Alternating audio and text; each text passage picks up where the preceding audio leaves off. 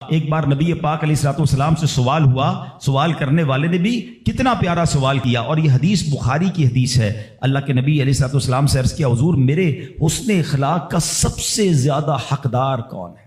کون ڈیزرونگ ہے؟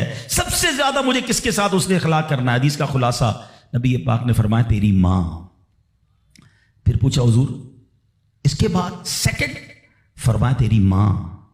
کہ حضور اس کے بعد؟ فرمایا تیری ماں۔ 3 بار۔ پھر کہ حضور اس کے بعد؟ فرمایا تیرا والد۔ اچھا اب یہاں یہ حدیث تو پوری ہو گئی، مگر سبحان اللہ، اچھا کوئی نارمل آدمی حدیث، جو لوگ کہتے ہیں نا بھائی کسی مفتی صاحب کی کیا ضرورت ہے، تفسیر کی کیا ضرورت ہے، خود ہی قرآن پڑھ لو، خود ہی حدیث پڑھ لو۔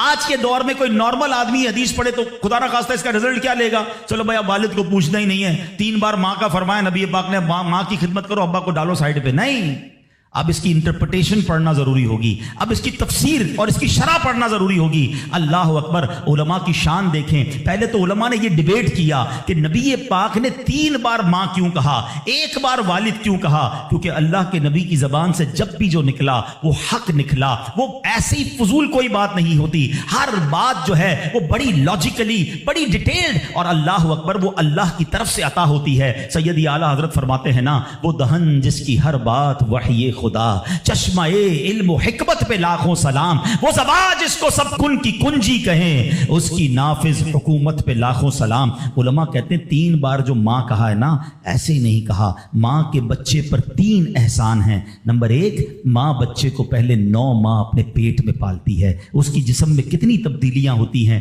کتنی تکلیفیں وہ اٹھاتی ہے۔ نمبر 2، جب پیدائش ہوتی ہے، رائٹ دا ٹائم آف پیدائش، وہ بالکل موت کے قریب سے ہو کر آتی ہے، شدید درد اور ایسی کیفیت ہو جاتی ہے کہ کئی لوگ دنیا سے چلے بھی جاتے ہیں۔ اور تیسری ماں مہربانی کیا کرتی ہے کہ اپنے بچے کو پھر پالتی ہے۔ فرمایا ماں 3 احسان کرتی ہے بچے پر، اس لیے 3 بار ماں کہا۔ اور ان تینوں احسانوں میں والد ایک احسان کرتا ہے، وہ بچے کو پالتا ہے، اس لیے 1 بار والد کہا۔ سبحان اللہ، ایک لفظ حکمت بھرا ہے۔ اب علماء کہتے ہیں اس حدیث کا مطلب یہ ہوگا کہ عزت والد کی زیادہ کرے گا اور خدمت ماں کی زیادہ کرے گا، یعنی والد کا بھی احترام ہے۔ اللہ اکبر، یہ ہماری شریعت ہے۔